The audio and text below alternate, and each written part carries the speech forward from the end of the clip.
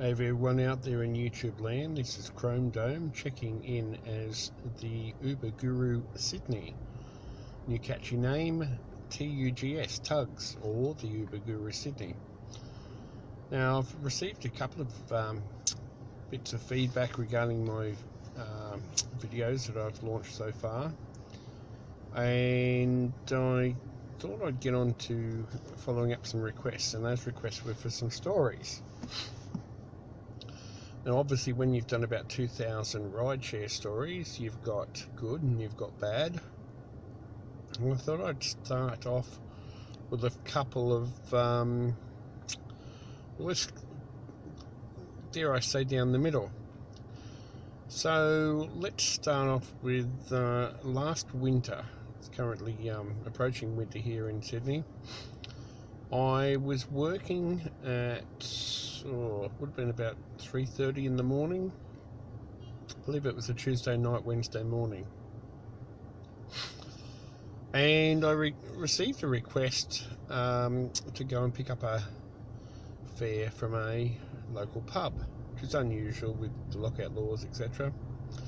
I head down into the middle of the CBD and I arrive on time, and I have arrived, and I wait for my rider.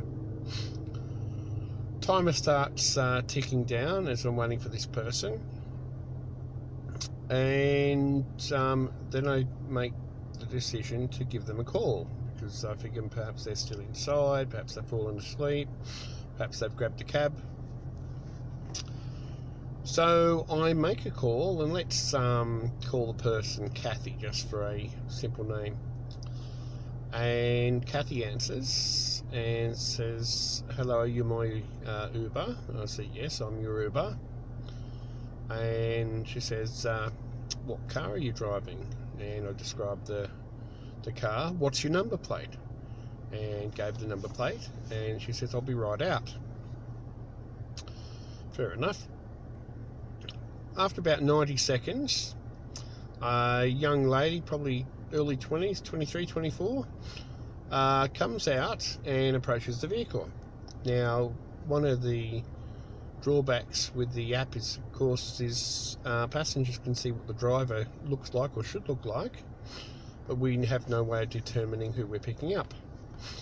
Anyway, this young lady approaches the car, and I put the passenger window down, and I say, "You Kathy?"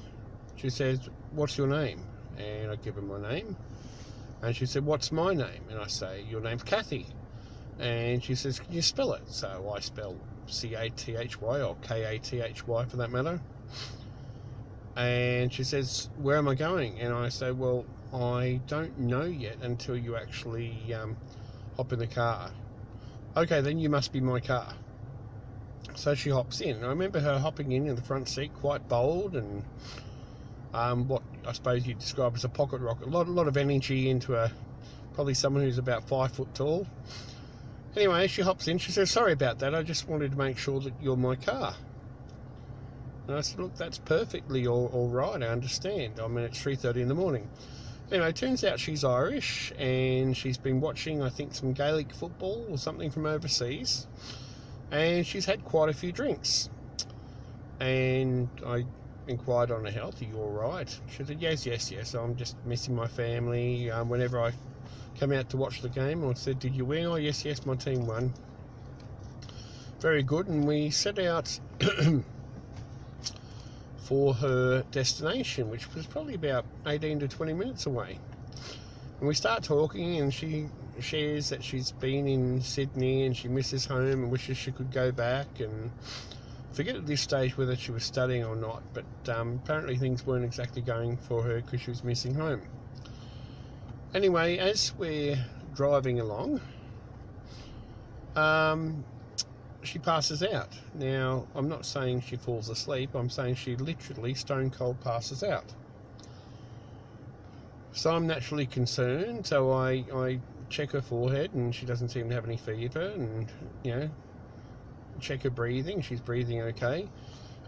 So as we're driving towards the destination, I tilt the seat back a bit for her comfort, and I continue driving. When we get to her destination, she's still passed out. She's breathing. I gently touch her shoulder, say, "Madam, we're here." Doesn't wake up. She's in no distress. She's breathing fine. I try opening and shutting my door loudly. No effect. I try putting her window up and down electronically. No effect. And when I look at the clock, it's just after 4 a.m. now. And I normally finish my shift about 4:15. And I thought, well, you poor thing, you've obviously quite tired. You probably, had a bit too much to drink. We've pulled up right in front of her drop-off destination, but the place is in darkness. And as I would normally head home about now, I figure, okay, well, it's no good dropping you on the side of the road or, in the dark driveway. So I figure I'm going to head home anyway. So I complete the fare, put the heater on because it was at the tail end of winter. The blanket I keep in the car, I simply cover that across, in front of her, just to cover her up. And I put the radio on softly, and I dabbled a bit on Facebook. Anyway, I logged out, and I sat there just patiently. About 80 minutes goes by, so we're now talking nearly 6 a.m. And all of a sudden, this customer wakes up. And as I've learnt with passengers, it's very important to establish that they know where they are, because quite often with intoxicated passengers, especially ones that fall asleep, for example, they might be disorientated when they wake up. And she said, oh, where am I? I said, it's all right, I'm your driver, look over there, that's your house, that's the address I brought you to. You fell asleep there. I didn't use the words pass out, but you fell asleep there,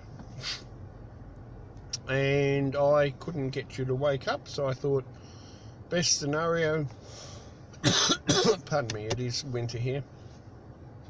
I thought the best scenario is to let you sleep, and you're perfectly safe, you know where you are. Oh, yes, thanks very much.